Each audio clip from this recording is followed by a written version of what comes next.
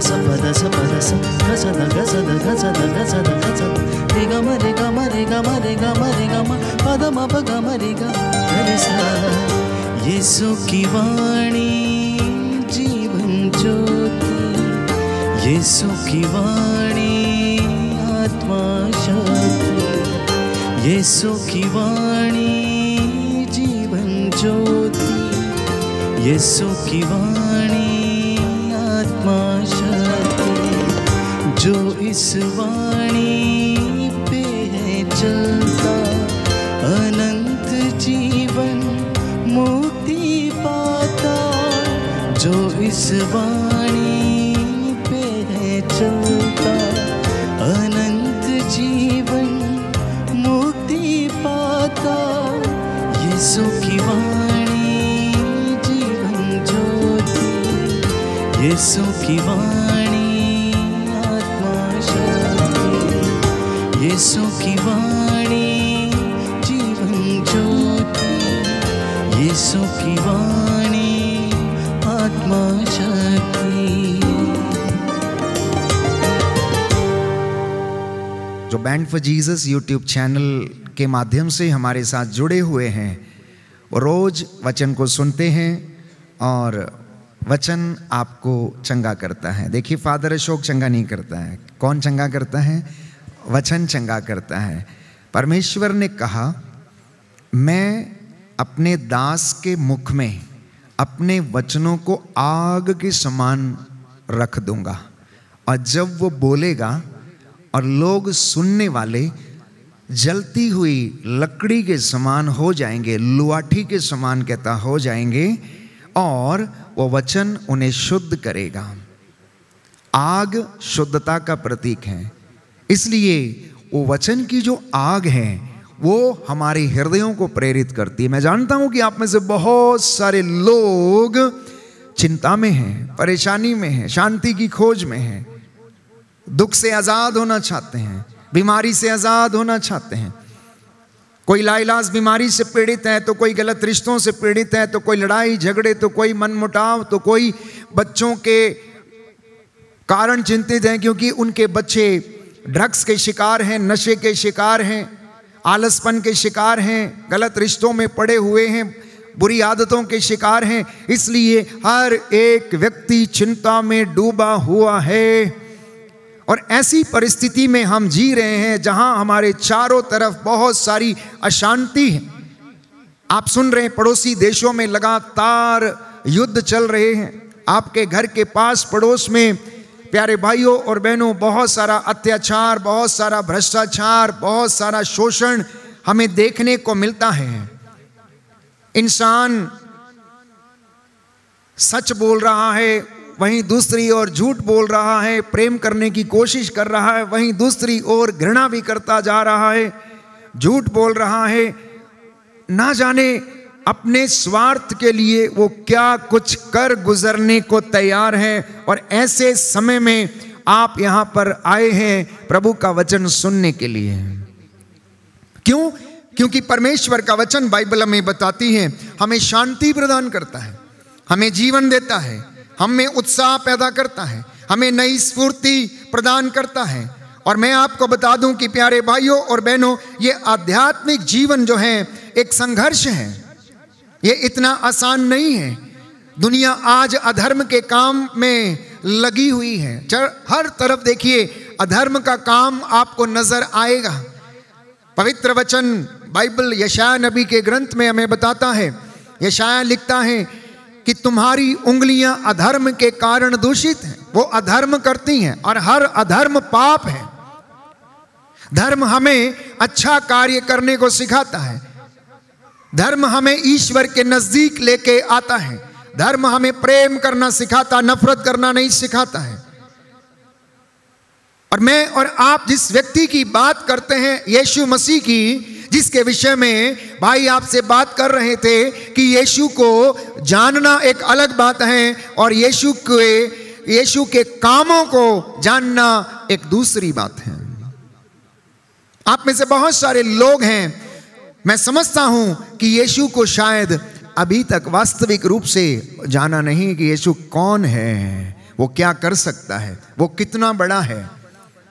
सिर्फ हम उसके कामों को देखते हैं। लोग चंगे हो जाएं, लंगड़े चलने लगे, बीमारी दूर चली जाए, यीशु के नाम पर बदरूहें दूर चली जाएं, लेकिन हम जानने का प्रयास नहीं करते हैं। बहुत सारे दंपति, पति और पत्नी जिंदगी गुजार देते हैं, लेकिन एक दूसरे को अच्छी तरह जान नहीं पाते हैं, उसके विचारों को जान नहीं पाते हैं, क्योंकि पारदर्शिता नहीं है, ट्रांसपेरेंसी नहीं है, लुका छुपी का गेम चलता रहता है, क्योंकि अन्यत्र कहीं संबंध रहते हैं। इसलिए वो पति पत्नी आपस में एक दूसरे को भी जान नहीं पाते हैं। कभी कभी हमारा रिश्ता भी ऐसा ही है। अगर आप वास्तव में अपनी पत्नी से प्रेम करते हैं या पति से प्रेम करते हैं, तो आप उसके विषय में, उसके दुख सुख, उसकी भावनाओं के विषय में, उसके हृदय की बातों के विषय में अवश्य जानेंगे कि उसे कब किस चीज की आवश्यकता है, कब किस चीज की आवश्यकता नहीं है, इस समय वो क्या सोच रही है, इस समय वो क्या सोचता है। वही बात आध्यात्मिक जीवन में भी लागू होती है।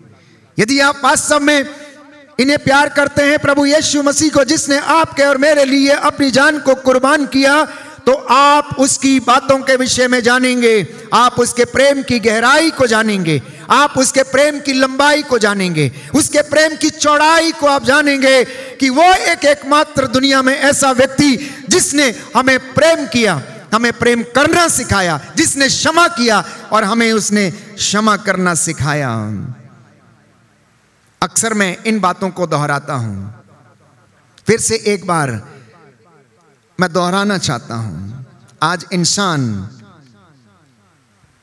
हो सकता है कि प्रगतिशील है, तरक्की कर रहा है, गाड़ी है, मोटर है, घोड़ा है, बंगला है, सब कुछ है, लेकिन मन की शांति नहीं है।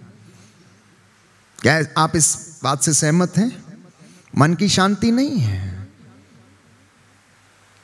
सुबह 4 बजे उठता, 6 बजे दफ्तर के लिए निकलता और रात को 7:30 बजे लगभग 12 घंटे की ड्यूटी करने के बाद, यात्रा करने के बाद घर में आता है। फिर से उसका वही रूटीन है।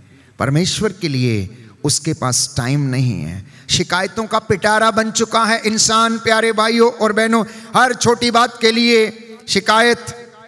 इसलिए यशायाह नबी लिखता है कि इंसान शिकायत क्यों करता है? कहीं अच्छा ये होता कि वह अपना आचरण सुधारता और शिकायतें ना करता।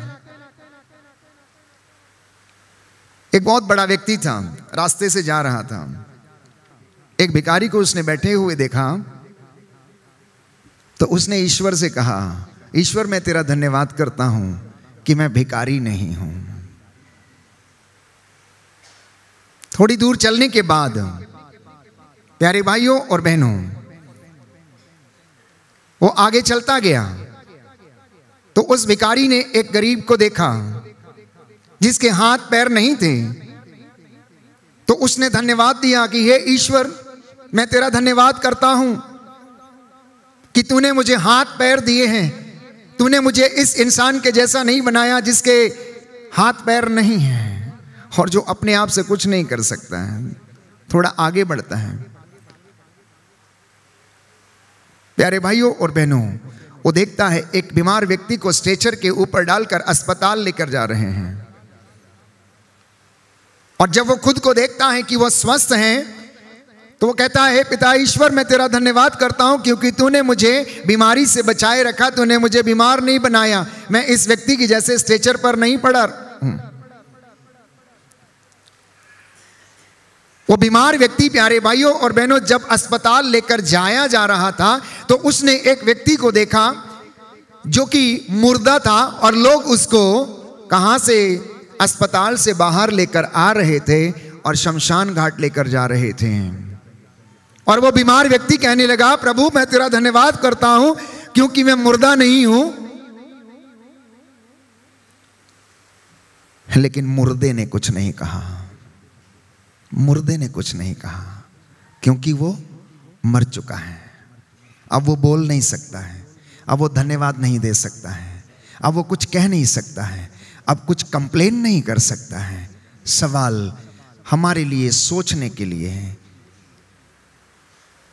कि हमारा प्रत्युत्तर क्या है, हमारा स्वभाव क्या है, हमारा एटीट्यूड क्या है, हमारी प्रतिक्रिया क्या है। एक ऐसे व्यक्ति के विषय में बाइबल हमें बताती है, योना नबी के ग्रंथ में हम पढ़ते हैं। छोटा सा ग्रंथ है, घर में जाके आप जरूर पढ़िए। नबी योनस का ग्रंथ आप जरूर पढ़िए कि नबी योनस को परमेश्वर प्रेम करता था और उसने कहा कि निनवे शहर जाओ और जो मैं कहूंगा तुमसे वो करना। लेकिन निनवे का जो राजधानी थी वो असीरिया थी, और असीरिया के लोग जो थे वो बहुत खराब थे, मारते थे, काटते थे, यूं ही जिला दिया करते थे और लोगों को तड़फाया करते थे। इसलिए योनस ने सोचा कि मैं वहां नहीं जाऊंगा, उसे निनवे जाना है। लेकिन जब वो यात्रा करने के लिए गया तो उसने उल्टे दिशा में जाने वाला जहाज जो तारशीश जा रहा था वहां का टिकट ले लिया और जहाज में वो बैठ गया और वो चलने लगा। और आप जानते हैं कि योनस के साथ क्या हुआ। समुद्र में तूफान उठा और तूफान जब बहुत जोरों से उठने लगा तो उन्होंने अपना सामान हल्का करने के लिए, अपना जहाज हल्का करने के लिए सामान जो था समुद्र में फेंकना शुरू कर दिया। लेकिन समुद्र शांत नहीं हुआ और योनस को पता लग गया था कि उसकी वजह से ये तूफान समुद्र में आया है। वो नीचे अंदर दुम्बाल के अंदर छुप कर बैठा था। जब उसे आकर पूछा गया तो वो कहने लगा, भाइयों ये काम मेरी वजह से हुआ है, ऐसा करो कि तुम मुझे उठाकर इस समुद्र में डाल दो। उन्होंने उसे डाल दिया। ईश्वर ने एक मच्छ को आदेश दिया, वो उसे आकर निगल गया और उसे 3 दिन तक अपने पेट में रखा। पेट में रखने के बाद 3 दिन के बाद परमेश्वर ने उसे आदेश दिया, अब इसे जाकर समुद्र तट के ऊपर उगल दो। उसे उगल दिया। और आप जानते हैं योनस के ग्रंथ में आप पढ़ेंगे कि जब परिस्थितियां विषम हो गईं तो योनस मच्छ के पेट में रहते हुए प्रार्थना करने लगा। प्रार्थना करने लगा। प्रार्थना करने के साथ साथ जब रेत के ऊपर उसे उगल दिया गया, अब उसकी शिकायतें शुरू हो गईं। मुझे यहां क्यों लेके आया है, मुझे यहां क्यों लेके आया है? सूरज का ताप इतना तेज है, यहां सिर ढकने के लिए छत नहीं है, मैं कैसे यहां पर रहूंगा? तू मुझे क्यों ऐसा करना चाहता है? तू मुझे क्यों मारना चाहता है? परमेश्वर उसको देख के हंसता है। थोड़ी सी छाया के लिए उसने कहा, चल कोई बात नहीं, तेरे साथ मैं थोड़ा सा भला करता हूं। एक कुंदरू की बेल को उसने आदेश दिया और कुंदरू की बेल वहां पर हो गई और उसके सहारे वो छाए में बैठ गया। लेकिन शिकायतें बंद नहीं हुई उसकी, शिकायतें बंद नहीं। यहां खाने को कुछ नहीं है, पीने को कुछ नहीं है, मर रहा हूं, यहां गर्मी बहुत है और तू मुझे कहता निनवे जाने के लिए, मैं कैसे करूंगा? प्रभु ने कहा, तू क्यों शिकायतें करता है? जो तेरे साथ इतना सब कुछ कर सकता है, जो कुंदरू की बेल उगा सकता, क्या तेरे लिए प्रबंध नहीं कर सकता है? प्रभु को गुस्सा आया। उसने एक कीड़े को आदेश दिया, जाओ और उस बेल को काट दो। बेल काट दिया, बेल सूख गई। उसकी शिकायतें बंद नहीं हुई, उसकी शिकायतें बंद नहीं हुई। प्यारे भाइयों और बहनों, आपकी जिंदगी में 50% खुशी आ जाएगी यदि आप अपने जीवन में शिकायतें करना बंद कर दोगे। पहली बात आज प्रभु आपसे कहना चाहता है। यिर्मयाह ने कंप्लेन करना शुरू किया। यिर्मयाह ने क्या कंप्लेन किया? यिर्मयाह ने कहा, काश मैं पैदा ही ना हुआ होता, अपनी मां के गर्भ से निकलता ही नहीं बाहर। और वो बीमार पड़ गया, बीमार पड़ गया। बीमारी ऐसी हो गई, जाने का नाम नहीं लेती, पीड़ा जाने का नाम नहीं लेती। और यिर्मयाह कहने लगा, प्रभु मेरी पीड़ा का अंत कब होगा? आप में से बहुत सारे लोग ऐसा ही कहते हैं, प्रभु मेरी बीमारी का अंत कब होगा, लेकिन अपनी जुबान पर लगाम नहीं लगाते हैं। मैंने ऐसे लोगों को देखा जो चारपाई पर पड़े पड़े भी इतना क्रोध करते हैं, इतना क्रोध करते हैं, जबकि एक ऐसी भयानक बीमारी से गुजर रहे हैं कि प्रेम शब्द उनके मुख पर कभी आता ही नहीं है, खुशी उनके मुख पर कभी दिखती ही नहीं है। पति से झगड़ा, बेटी से झगड़ा, लास्ट मोमेंट में विल बनाने का चक्कर, संपत्ति का झगड़ा, ऐसे ऐसे लोगों को देखा मैंने जो लंगड़े हैं, लेकिन क्रोध उनका उनकी नाक के ऊपर रहता है। और परमेश्वर कहता है, सोचता होगा कि क्या मैं इसको चंगा कर दूं, अगर अच्छा कर दूंगा तो इसका क्रोध तो और ज्यादा भड़क जाएगा, ये लोगों को मारे पीटेगा, इसलिए बेटर है ऐसा ही रहो बेटा, तुम ठीक हो, तुम अपने कर्मों की सजा भुगत रहे हो। अगर हम वास्तविकता से अपने आप को रूबरू करें तो प्यारे भाइयों और बहनों, परमेश्वर हमसे रोज बातें करता है, हमसे रोज वार्तालाप करता है। सिर्फ हमें इस वचन से अपनी जिंदगी की हकीकत को जोड़ के देखने की आवश्यकता है, बस इतना काफी है। जो वचन आप सुनते हैं, जो वचन आप पढ़ते हैं, चाहे सोशल मीडिया प्लेटफॉर्म पर सुने या फिर एक दूसरे को आमने सामने सुने, इसको आप अपनी जिंदगी से जोड़ कर देखना। हर एक वचन जो आप पढ़ते हैं उसे अपनी जिंदगी से जोड़ना, अपने दफ्तर में काम करते समय अपनी जिंदगी से जोड़ना। जब आप किसी के साथ अन्याय करते हैं उस समय यह वचन याद आना चाहिए कि तुम वफादारी और ईमानदारी अपने गले में पहन लो। हालेलुया, यीशु की स्तुति हो, यीशु को धन्यवाद, यीशु की आराधना हो, यीशु की महिमा हो, यीशु को धन्यवाद। हालेलुया। हे प्रभु यीशु, आप दयावान हैं, मैं विश्वास करता हूं आप मुझसे बातें कर रहे हैं।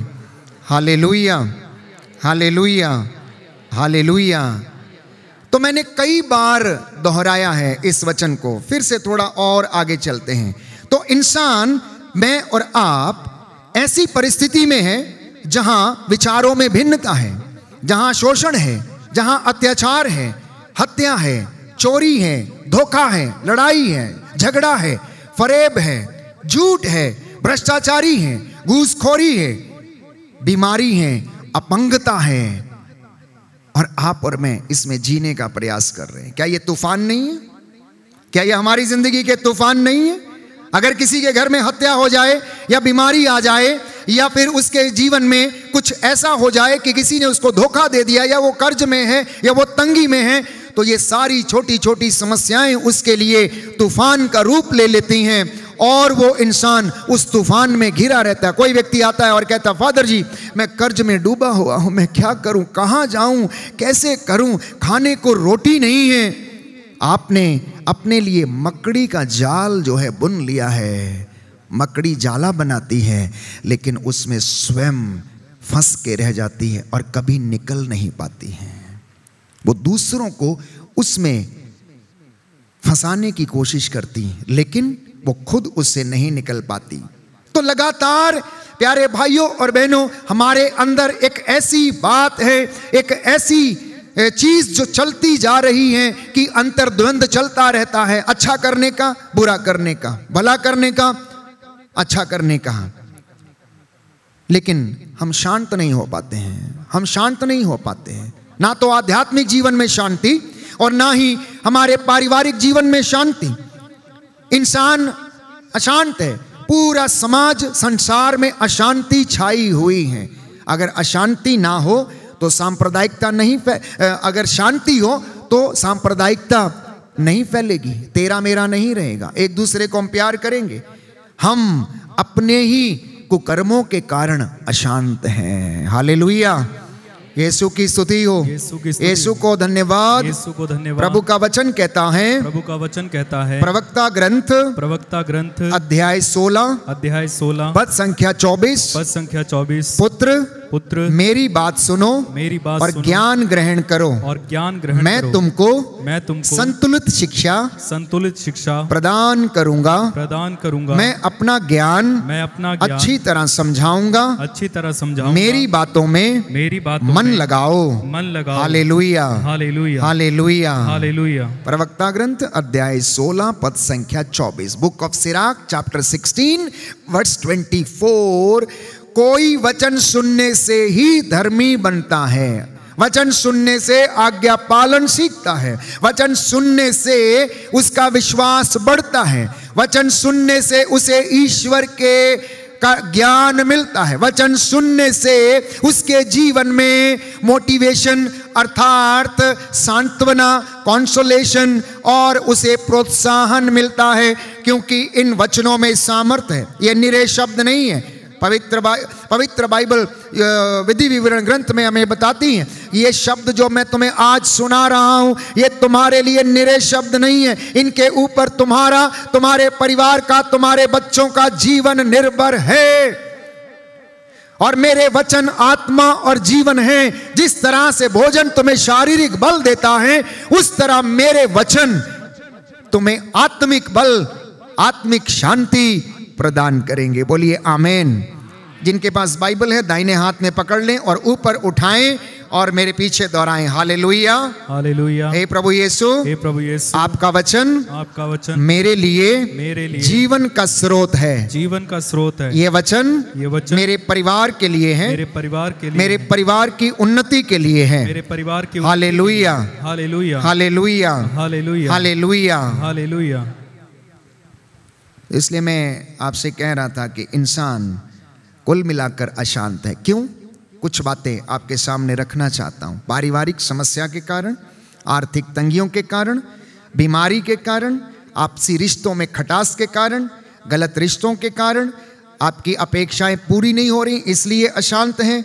ज़रूरतें ज़्यादा है, आय कम है इसलिए अशांत हैं। आपका जहाँ पर आप रहते हैं वहाँ आपकी इच्छा के अनुसार चीज़ें नहीं हो पा रही हैं इसलिए अशांति है, और इनके बीच में हम जीने का प्रयास कर रहे हैं। तो कुल मिलाकर देखें तो इंसान, प्यारे भाइयों और बहनों, इस दुनिया में रहते समय पाप भी कर रहा, पुण्य भी कर रहा है, धर्म के काम भी कर रहा, अधर्म के काम भी कर रहा है, सत्य भी बोल रहा है, झूठ भी बोल रहा, भलाई भी कर रहा है, घृणा भी कर रहा, प्रेम भी कर रहा है, बुराई भी कर रहा है, प्रकाश में भी है और अंधकार में भी है। और एक वाक्य में कहें तो उसके जीवन में कोई स्टेबिलिटी नहीं है, स्थिरता नहीं है। आज यहाँ, कल वहाँ, परसों वहाँ और चौथे दिन कहीं दूसरी जगह पर। आज यहाँ जाएंगे। प्यारे भाइयों और बहनों,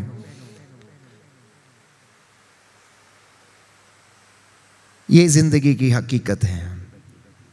ये मेरी और आपके जीवन की वास्तविकता है। और ऐसी परिस्थिति में आप मसीही जीवन जीने की कोशिश कर रहे हैं। अपने आप से पूछना, क्या वास्तव में मैं मसीही जीवन जी पा रहा हूं या नहीं? हम लोग चर्चा कर रहे थे और मैंने भाई संदीप से कहा कि संदीप, वचन तो वही है, वक्तव्य कुछ बदलना चाहिए। तो प्रभु से पूछो कि प्रभु क्या चाहता है कि क्या बोला जाए। तो प्रेरणा मिली। प्यारे भाइयों और बहनों, बहुत सारे विषयों की प्रेरणा मिली और उसमें से एक प्रेरणा थी कि अगर कोई मसीहत में रहना चाहता है, अगर कोई मसीह बन के जीना चाहता है, तो उसका मूल्य आपको अदा करना होगा। अगर आप मसीह बन के रहना चाहते हैं, यीशु के अनुयायी बनकर आप जीना चाहते हैं, तो उसका मूल्य आपको अदा करना पड़ेगा। The cost of discipleship, cost of discipleship, शिष्य बनने की कीमत आपको देनी पड़ेगी। शास्त्रों में हम पढ़ते हैं कि चेलों ने अपने गुरु को अपना अंगूठा दान कर दिया। प्यारे भाइयों और बहनों, आप और मैं अपने गुरु प्रभु यीशु मसीह के लिए क्या समर्पित करने को तैयार हैं? What are we ready to sacrifice? आप वचन सुन रहे हैं, यहां पर बैठे हैं, प्रभु आपसे बातें कर रहा है। कौन सी कीमत हमें अदा करनी पड़ेगी? एक उदाहरण बाइबल में मुझे याद आ रहा इस वक्त, और वो हारून और मूसा के विषय में। एक उदाहरण मुझे इस वक्त याद आ रहा है, और वो है हारून और मूसा के विषय में। ये दो व्यक्ति थे। हारून को प्रभु ने मूसा के साथ इसलिए भेजा क्योंकि मूसा तुतलाकर बोलता था। तो मूसा ने कहा, मुझे बोलना नहीं आता, मैं कैसे जाऊंगा और क्या बोलूंगा? तो प्रभु ने कहा, चिंता मत कर, मैं हारून को तेरे साथ भेजूंगा, हारून को अपने साथ ले और जा, वो तेरे लिए बोलेगा, बात करेगा। दोनों व्यक्तियों का व्यक्तित्व के विषय में 2 मिनट में मैं आपसे चर्चा करना चाहूंगा और उसके बाद हम आगे बढ़ेंगे। मूसा जब पहाड़ी पर चला जाता है परमेश्वर से बातें करने के लिए और वहां पर रहता है, तो इजरायली जनता परेशान हो जाती है और हारून से कहने लगती है, मूसा कितने दिन हो गए यहां से जाके, अभी वो लौटा नहीं है, शायद वो नहीं आएगा, इसलिए तू ऐसा कर कि हमारे लिए एक देवता बना दे जिससे कि हम उसकी आराधना कर सकें, क्योंकि पता नहीं अब मूसा आएगा या नहीं आएगा, मूसा आएगा या नहीं आएगा। तो लोगों ने अपने ऑर्नामेंट्स उतार लिए और ले आकर हारून को दे दिए और हारून ने उनके लिए एक गोल्डन काफ बनाया, अर्थात सोने का बछड़ा उसको मूर्त के रूप में बनाकर दे दिया और लोग उसकी आराधना उपासना करना शुरू कर गए। मूसा अपनी प्रार्थना करने के बाद, ईश्वर से बातें करने के बाद पहाड़ी से नीचे लौटता है और वो देखता है और हारून के ऊपर वो क्रोध करता है कि ये तूने क्या किया। वो कहता है, महोदय आप क्रोध ना करें, क्योंकि इस प्रजा का, इन लोगों का हृदय बचपन से बुराई की ओर है। प्यारे भाइयों और बहनों, हारून का स्वभाव और मूसा का स्वभाव, ये आज हमारे लिए कुछ सीखने का विषय है। हारून का स्वभाव कैसा था? जो लोग कहते थे हारून उन कामों को करता था। मूसा का स्वभाव कैसा था? कि मूसा परमेश्वर को प्रेम करता था, पहली बात। दूसरा, मूसा परमेश्वर से रोज बातें करने के लिए जाता था। तीसरा, मूसा परमेश्वर से सलाह लेने के लिए जाता था। चौथा, वो परमेश्वर से मिलने के लिए जाया करता था। पांचवा, वो ईश्वर की हुजूरी में समय बिताया करता था। और छठवां, वो ईश्वर और जनता के बीच में एक बहुत बड़ा मध्यस्थ था।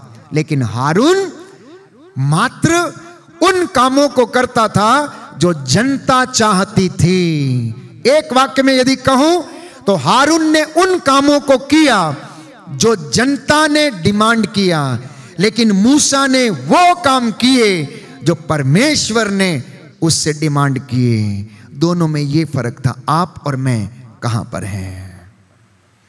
आप और मैं कहां पर हैं? क्या आप वो काम करते हैं जो आपके बच्चे चाहते हैं या दुनिया आपको करने के लिए कहती है, या आप वो काम करते हैं जो परमेश्वर आपको प्रेरणा देता है और अपनी हुजूरी में आपको लेकर आता है? ये मनन चिंतन का विषय है मम्मी पापा के लिए, घर के दंपति के लिए।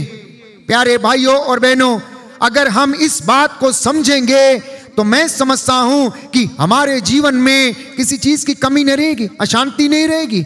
बीमारी आएगी लेकिन उसे जाना होगा, दुख आएगा उसे जाना होगा, क्योंकि परमेश्वर एक शील्ड के रूप में हमारे पीछे खड़ा रहता है। बोलिए आमेन, हालेलुया, हालेलुया। यीशु की स्तुति हो, यीशु को धन्यवाद, यीशु को धन्यवाद, यीशु की आराधना हो, यीशु की महिमा हो, यीशु को धन्यवाद, यीशु को धन्यवाद। Hallelujah, hallelujah, hallelujah, hallelujah, hallelujah, hallelujah, hallelujah, hallelujah. दूसरा उदाहरण इस वक्त मुझे याद आ रहा है पेतरुस और यूदस के विषय में।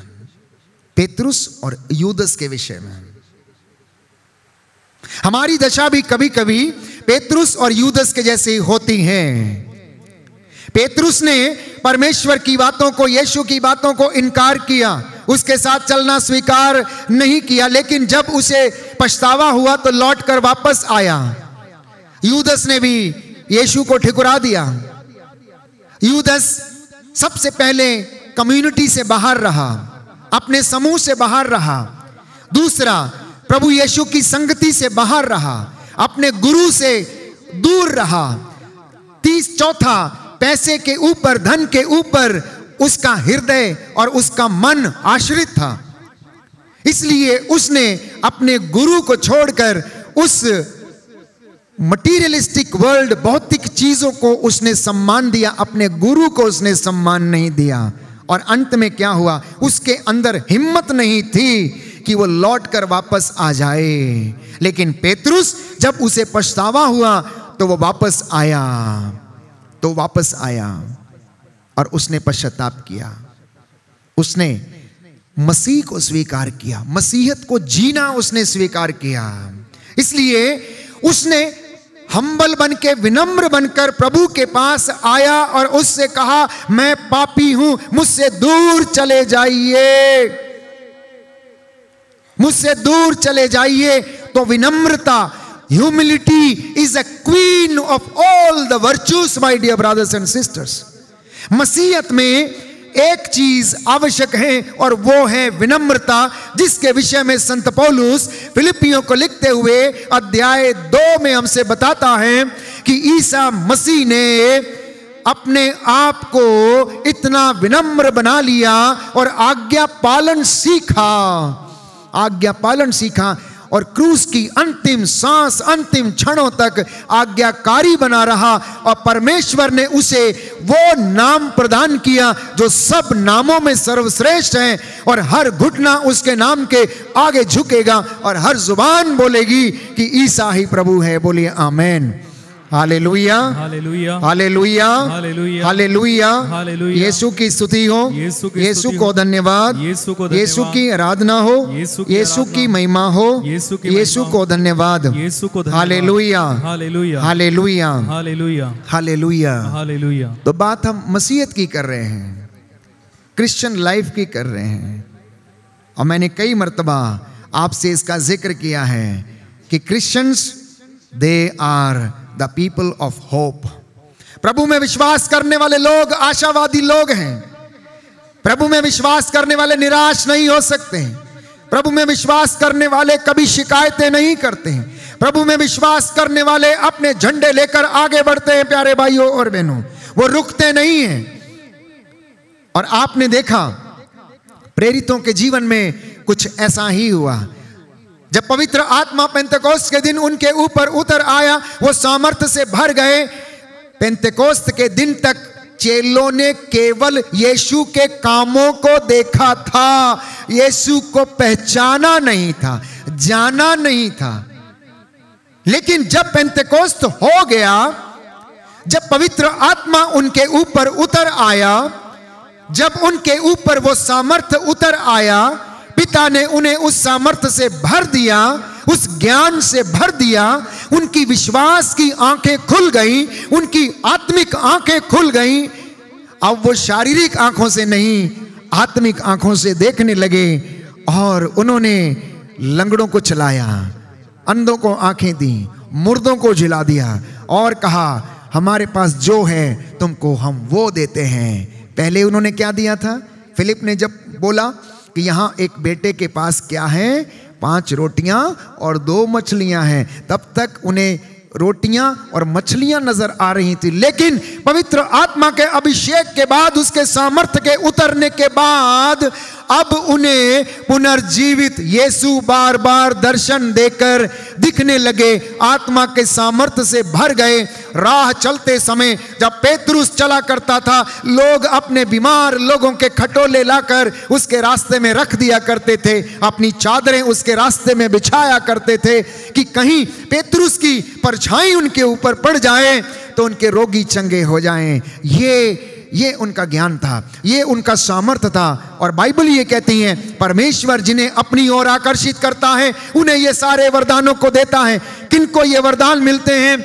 जो उसकी आराधना करते, जो उसको जानते हैं, जो उसकी इच्छाओं को पूरा करते हैं, जो विनम्र बनते हैं, जो उसके पीछे चलते हैं, जो आज्ञाकारी बनकर उसके पीछे रहते हैं, वो उन्हें ये सारी चीजें प्रदान करता है। बोलिए आमेन, हालेलुया, हालेलुया। यीशु की स्तुति हो, यीशु को धन्यवाद, यीशु की आराधना हो, यीशु की महिमा हो, यीशु को धन्यवाद, हालेलुया, हालेलुया, हालेलुया, हालेलुया।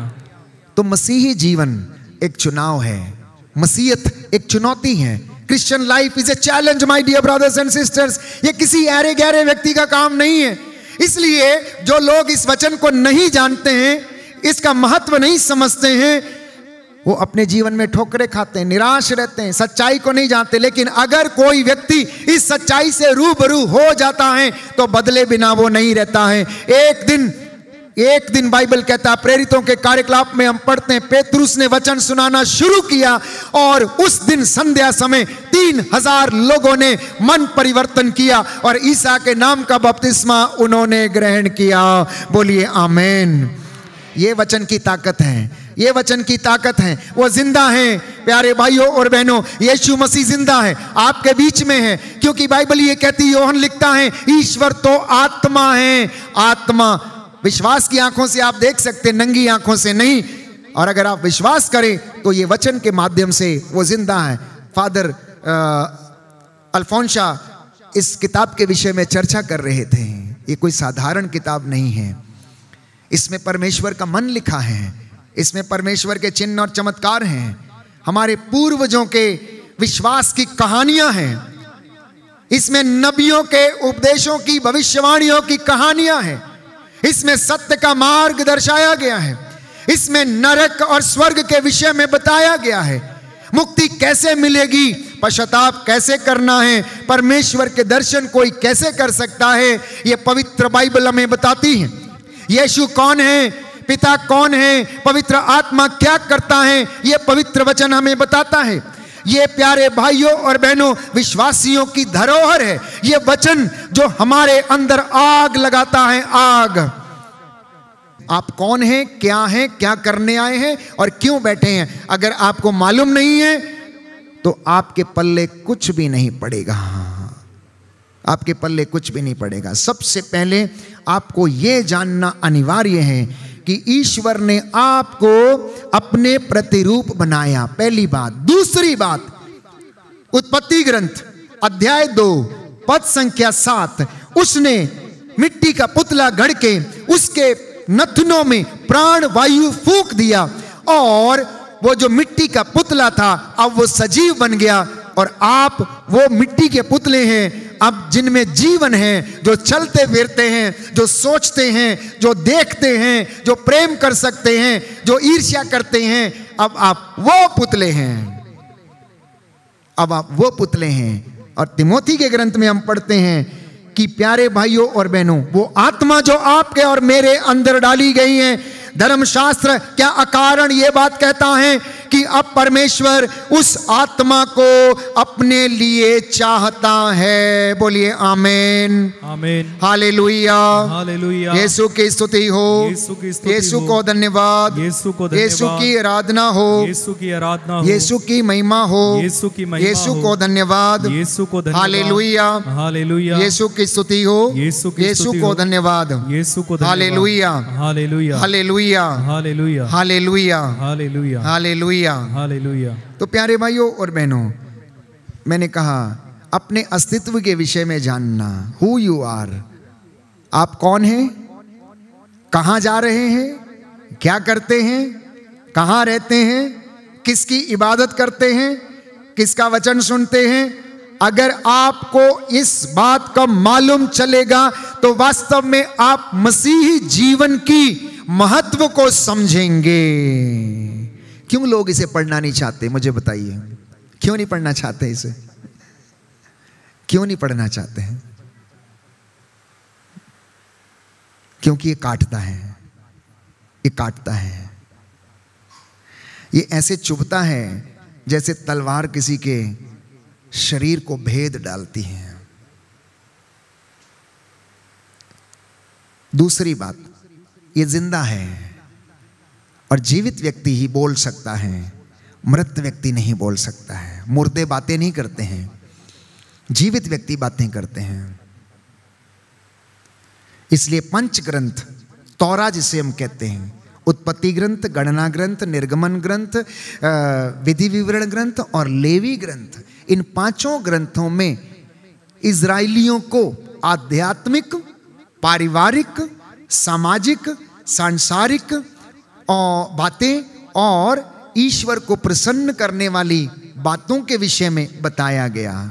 आज्ञाएं और निषेध आज्ञाएं, आज्ञाएं और निषेध आज्ञाएं, एक एक बात को बखूबी उसमें बताया गया कि मम्मी पापा को क्या करना चाहिए, बच्चों को क्या करना चाहिए, याजकों को क्या करना चाहिए, प्रचारकों को क्या करना चाहिए, दासों को क्या करना चाहिए, दशमांश कब और कैसे और कितना देना चाहिए, मंदिर में जाते वक्त कैसे प्रभु के सामने जाना चाहिए, पवित्र वस्त्र पहनकर जाना चाहिए, मन को शुद्ध करके जाना चाहिए, ईश्वर के अनुग्रह का वर्ष घोषित, ये सारी आज्ञाएं और निषेध आज्ञाएं पवित्र बाइबल बताती। इसलिए विधि विवरण ग्रंथ में हम पढ़ते हैं, प्रभु का वचन ये कहता है कि जो बातें आज मैं तुम्हें बता रहा हूं, इन पर तुम्हारा जीवन निर्भर है।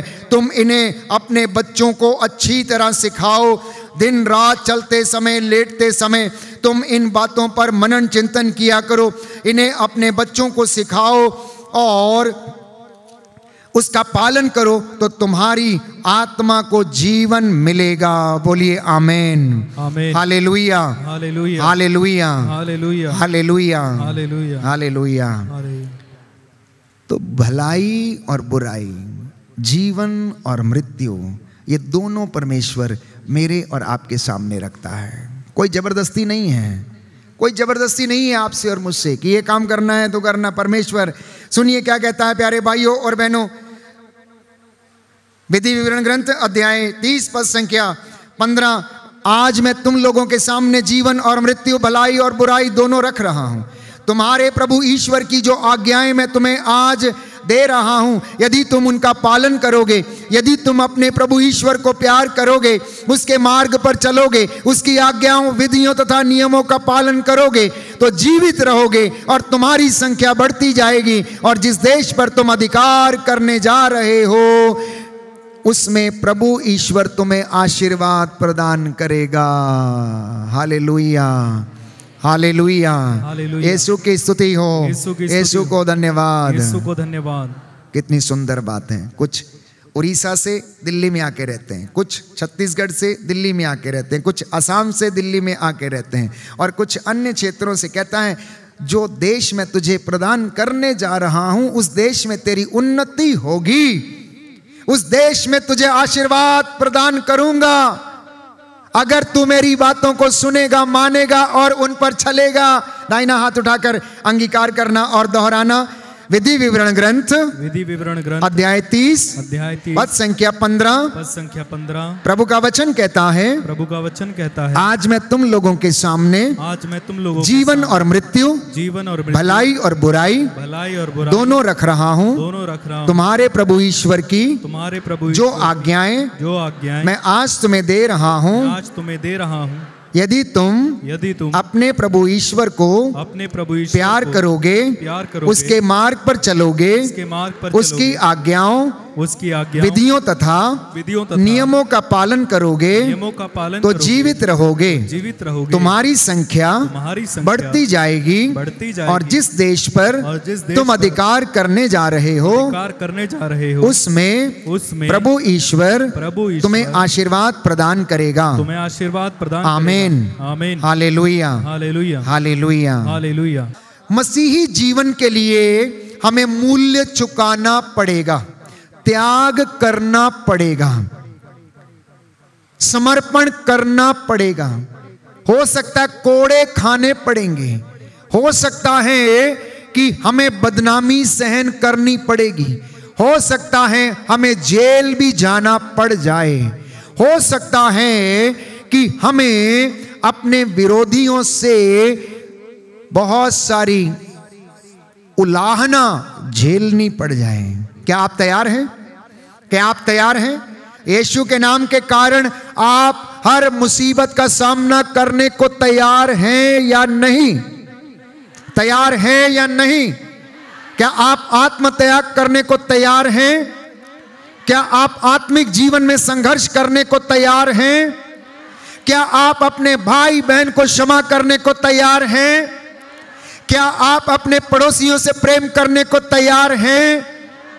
प्रभु खुश हो रहे हैं, वो आपकी हाँ सुनना चाहते हैं, और उसमें आपको दृढ़ बनाने का काम प्यारे भाइयों और बहनों वो परमेश्वर का है, वो परमेश्वर का है। इसलिए मैंने कई मर्तबा आपसे कहा, आज मसीह लोग तो बहुत हैं लेकिन विश्वासी थोड़े हैं। जानते हैं आप, आज मसीह लोग बहुत हैं, विश्वासी थोड़े हैं। विश्वासी बनना, विश्वासी बनना। और मसीहत की इन बातों को प्यारे भाइयों और बहनों, मैं कुछ इन बातों के रूप में देखता हूं कि प्रभु ने कहा, मेरे बच्चों को भक्त से अब शिष्य बनना सिखा। मेरे बच्चों को भक्त से शिष्य बनना सिखा।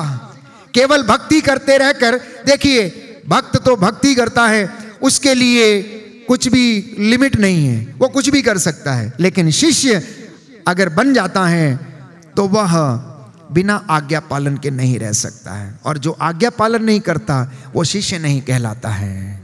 समझ रहे हैं इस बात को? आप समझ रहे हैं या नहीं समझ रहे हैं? तो प्रभु ने कहा, अब मेरे इन बच्चों को इतना वचन सुना दिया है, अब तक ये केवल श्रद्धालु भक्त बने हुए हैं, केवल आकर पूजा पाठ करना और वचन को बोलना, सुनना, पढ़ना, गाना। अब इन्हें शिष्य बनना सिखा, क्योंकि अगर ये शिष्य बन जाएंगे तो आज्ञा पालन सीख जाएंगे। भक्त के लिए जरूरी नहीं है आज्ञा का पालन करे या ना करे, जब मर्जी आया भक्ति की और जब मर्जी आया ना की। लेकिन शिष्य ऐसा नहीं कर सकता है, शिष्य ऐसा नहीं कर सकता है। शिष्य को ड्यूटी देनी पड़ेगी, शिष्य को आज्ञा पालन करना पड़ेगा, तभी ज्ञान उसे मिलेगा।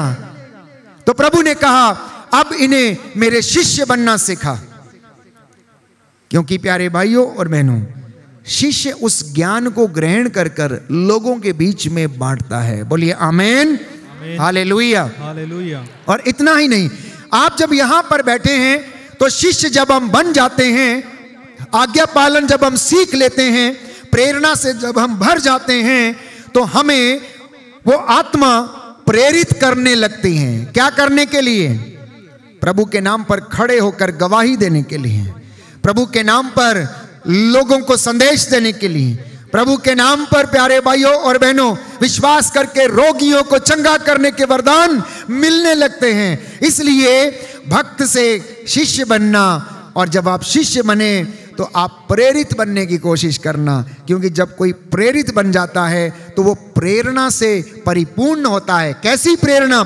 आत्मिक प्रेरणा, पवित्र आत्मा की प्रेरणा, कि पवित्र आत्मा इस वक्त क्या चाहता है, कि आप क्या बोलें, लोगों को क्या सुनाएं। पवित्र आत्मा आपको क्या प्रेरित कर रहा है, आप कौन से वचनों को ग्रहण करें, वो आप प्रेरित बनकर अर्थात अपोस्टल बनकर कार्य करना शुरू करते हैं। इसलिए जब तक पवित्र आत्मा चेलों पर नहीं उतरा, तब तक वो क्या थे?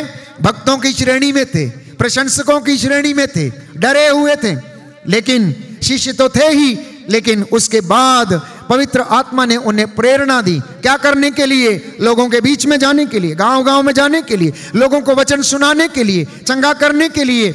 उन्होंने मुर्दों को जिलाया, उन्होंने रोगियों को चंगा कर दिया। उन्होंने सभागृह में खड़े होकर कहा, सज्जनों आप सुन लीजिए, हमने जो देखा, हमने जो सुना, उसको नहीं बोलना हमारे लिए असंभव बात है। लेकिन यह बात पहले नहीं थी उनके जीवन में। कब आई? जब पवित्र आत्मा ने प्रेरित किया। और जब आप प्रेरित बन जाते हैं प्यारे भाइयों और बहनों, तो शहादत के लिए आप तैयार रहते हैं, क्योंकि फिर आपके लिए पीछे हटने का कोई चांस नहीं रहता। सिर्फ आगे बढ़ना, सिर्फ आगे बढ़ना, निडर होकर बोलना कि यीशु मुक्ति दाता है, यीशु चंगाई दाता है, यीशु जीवन बदलता है, यीशु ने मेरा जीवन बदला है, यीशु ने मेरे परिवार का जीवन बदला है, यीशु ने मेरे बच्चों का जीवन बदल दिया, यीशु ने हम दंपतियों का जीवन बदल दिया। कोरोना के काल में बहुत सारे लोगों ने वचन सुना, और उन दिनों में और अब भी गवाहियां आती हैं। फादर जी, शाम की संध्या के समय जो प्रवचन आपके द्वारा दिया जाता आराधना के दौरान, उस वचन ने हमारी जिंदगी बदल दी है। पहले हमारे घर में प्रार्थना नहीं हुआ करती थी, पहले हमारे घर में 7 से लेकर 9 बजे तक दावत हुआ करती थी, या फिर हम लोग टीवी देखा करते थे। लेकिन अब वो हमारा समय परमेश्वर को धन्यवाद देने में बीतता है। तो ये वचन हमें चंगा करता। एक विश्वासी के जीवन में, एक मसीह व्यक्ति के जीवन में प्यारे भाइयों और बहनों, इन बातों का होना अनिवार्य है। इसलिए एक वचन मैं आपको देता हूं, योशुआ का ग्रंथ अध्याय 24 पद संख्या 1 से 2 में हम पढ़ते हैं कि इज़राइल का प्रभु ईश्वर यह कहता है, मैंने मूसा और हारून को भेजा और चमत्कार दिखाए। पद संख्या 7 से 8 में हम पढ़ते हैं, मैंने अमोरियों को कहता तुम्हारे हाथ में दे दिया। अगले वचन 15 में कहता है, मैंने, और योशुआ कहता है, अब मैंने और मेरे घराने ने यह फैसला कर लिया है कि मैं और मेरा घराना आज से प्रभु की सेवा करेंगे। तुम लोग जो करना चाहते हो आज तुम उसे चुन लो। आप लोग क्या करना चाहते हैं? मैंने आपसे बहुत सारी बातें पूछी। आप मसीह बन के रहना चाहते हैं, मसीह के लिए अपने जीवन को कुर्बान करना चाहते हैं, तो मसीहत की बातों को समझना होगा, सुनना होगा, पालन करना होगा। जो वचन आप रोज पढ़ते हैं, जैसा कि विधि विवरण ग्रंथ में लिखा हुआ है, तुम इन्हें अपने बच्चों को सिखाओ, राह चलते दिन रात इनका मनन किया करो और इन्हें अपने नाती पोतों के साथ इन वचनों को साझा करो। कहता है, मैंने आशीर्वाद और अभिशाप दोनों तुम्हारे सामने रखा है। जब ये बातें तुम पर बीतेंगी और यदि तुम और तुम्हारी संतान उन सब देशों में जहां तुम्हारे प्रभु ईश्वर ने तुम्हें निर्वासित किया होगा, इन पर हृदय से विचार करोगे, यदि तुम अपने प्रभु ईश्वर के पास लौट कर आओगे, यदि तुम और तुम्हारी संतानें सारे हृदय और सारी आत्मा से उन आज्ञाओं का पालन करेंगे जो आज मैं तुम्हें दे रहा हूं, तब तुम्हारा प्रभु ईश्वर तुम्हारे निर्वासितों को वापस ले जाएगा और तुम पर दया करेगा। बोलिए आमीन। यीशु की स्तुति हो, यीशु को धन्यवाद, यीशु को धन्यवाद, यीशु की आराधना हो, यीशु की महिमा हो, यीशु को धन्यवाद, यीशु को hallelujah, hallelujah, hallelujah, hallelujah, hallelujah, hallelujah. सबसे पहले मैंने कहा कि इंसान ऐसी विषम परिस्थितियों में जी रहा है जहां पर बहुत ज्यादा अशांति है। चोरी, झूठ, फरेब, लड़ाई झगड़ा, क्रोध, ईर्ष्या, द्वेष, दलबंदी, मतवालापन और लड़ाई झगड़ा। और ऐसी विषम परिस्थितियों में इंसान के घर में, जीवन में शांति नहीं है। क्यों नहीं है? आर्थिक तंगी है, ईश्वर से दूर है, भौतिक वर्ल्ड में, भौतिक संसार में इंसान खोया हुआ है, लड़ाई झगड़े हैं, अपेक्षाएं ज्यादा हैं, इनकम कम है, आप बहुत कुछ करना चाहते लेकिन कर नहीं पा रहे, इसलिए डिस्टर्ब हो जाते हैं, डिस्टर्ब हो जाते हैं, अशांत हो जाते हैं। फिर उस अशांति को समाप्त करने के लिए कुछ लोग गलत रिश्तों का सहारा लेते हैं, तो कुछ ड्रग्स का सहारा लेते हैं, तो कुछ नशे का सहारा लेते हैं, तो कुछ पार्टीज का सहारा लेते हैं, कुछ गलत संगति में चले जाते हैं और जीवन बर्बाद कर लेते हैं। ये बात मैंने कही। तीसरी बात मैंने आपसे कही, हारून और मूसा का स्वभाव। हारून और मूसा का स्वभाव। हारून जो लोगों की अपेक्षाओं को पूरा करने की कोशिश किया करता था, लोग जैसा कहते थे वैसा करता था। मूसा क्या करता था? ईश्वर की इच्छा को पूरा करने की कोशिश करता था। लोगों के बीच और ईश्वर के बीच मध्यस्थ की दीवार बनकर खड़ा हो जाता था। कहता था, या तो इन्हें क्षमा कर दे, अन्यथा स्वर्ग की पुस्तक से, अपनी पुस्तक से मेरा नाम निकाल दे। कितना गहरा संबंध था उसका ईश्वर के साथ। मूसा की दूसरी खासियत थी, ईश्वर के साथ बैठता था, मशवरा करता था, पूछता था, प्रभु कर्जा लूं या ना लूं, आगे बढ़ूं या ना बढ़ूं, जाऊं या ना जाऊं, इन लोगों के साथ क्या करूं, अब तू क्या करेगा, पानी कहां से पिलाएगा, इन्हें रोटी कहां से खिलाएगा। और प्रभु से कहता, कोई बात नहीं, तू शांत रह, तू आगे जा, करने का काम मेरा, तू बस चलता रहे, तेरे पास है क्या, एक डंडा है, बोले समुद्र पे लेके खड़ा हो जा, बाकी का काम मेरा है।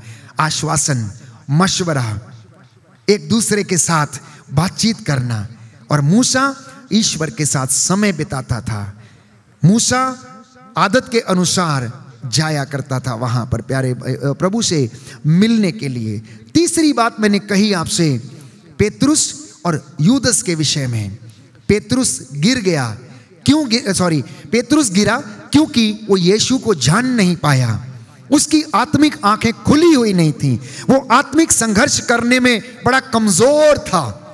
लेकिन जब उसे पश्चाताप हुआ तो वो लौट कर गया। लेकिन यूदस, जिसने यीशु से अपने आप को अलग कर लिया, जिसने अपने गुरु का सम्मान नहीं किया, जिसने अपने गुरु की शिक्षा को नहीं सुना, जिसने पैसे पर भरोसा किया, जिसने चोरी पर भरोसा किया, जिसने अपने साथियों पर भरोसा नहीं किया, अब उसके अंदर इतनी अशांति आ गई, इतना अपराध बोध आ गया, उसमें हिम्मत नहीं आई कि वो उठ के खड़ा हो जाए और यीशु से जाकर माफी मांग ले। और चौथी बात मैंने कही, विनम्रता, अर्थात humility is the queen of all the virtues in Christian life. समझ रहे हैं आप इस बात को? विनम्रता सभी वर्च्यूओं में सबसे बड़ी वर्च्यू है, मतलब सबसे बड़ा मूल्य है, सबसे बड़ा गुण है विनम्रता। और वो यीशु के जीवन में थी। यीशु ने अपने आप को विनम्र बनाया, आज्ञाकारी बनकर उसने पिता की उस महिमा में स्थान पाया। बोलिए आमीन, हालेलुया, हालेलुया, हालेलुया, हालेलुया। पांचवी बात मैंने आपसे कही कि आप मसीह बनकर जीना चाहते हैं तो ये एक संघर्ष है। Christian life is a challenge. इसको हर कोई व्यक्ति नहीं जी सकता। अगर सब कोई जीने लगेंगे तो जीते जागते इस पृथ्वी के ऊपर आप स्वर्ग देखेंगे, स्वर्ग, आप स्वर्ग देखेंगे। बच्चा सांप की बांबी में भी हाथ डालेगा, प्यारे भाइयों और बहनों, उसे कुछ नहीं होगा, क्योंकि सतयुग का जमाना होगा। अगर आप प्रभु के इस वचन पर विश्वास करेंगे, अगर वास्तव में कलीसिया सच्ची मसीहत को जीना शुरू कर दे तो आपके लिए स्वर्ग के भंडार खुले हुए हैं।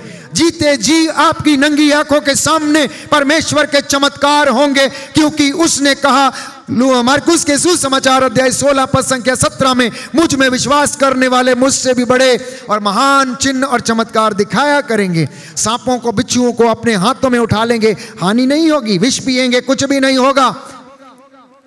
कह रहा मैं उन्हें वो सामर्थ्य प्रदान करूंगा, मुझसे भी महान और बड़े चमत्कार वो करेंगे। तो मैंने कहा अगर आप सच्ची मसीहत को जीना शुरू करें, मैं भी अगर सच्ची मसीहत को जीना शुरू करूं, तो प्यारे भाइयों और बहनों, दिन रात आपके घर में आंखों के सामने चमत्कार होंगे।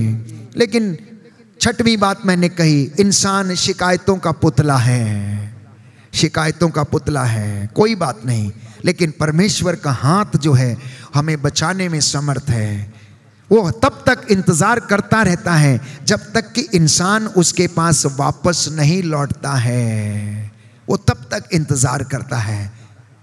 परमेश्वर हमें खोजने के लिए आता है। सातवीं बात मैंने कही कि मसीही जीवन और सांसारिक जीवन में से किसी एक को चुनना। यूदस ने क्या चुना?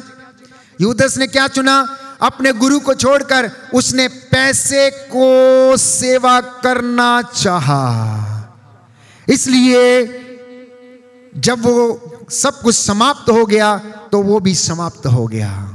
तो आज मसीही बन के जीने के लिए निश्चय करना कि आप क्या करना चाहते हैं। योशुआ ने कहा मैंने निर्णय कर लिया, वचन सुनने के बाद मैंने निर्णय कर लिया, मैं और मेरा घराना प्रभु की सेवा करेंगे, उसके मंदिर की सेवा करेंगे। आपको जो करना है आप लोग वो कीजिए। प्यारे भाइयों और बहनों, प्रभु ने आपके सामने मृत्यु और जीवन, भलाई और बुराई रखी है, आज़ादी भी रखी है आपके सामने, और आपको उसने फ्री छोड़ा है।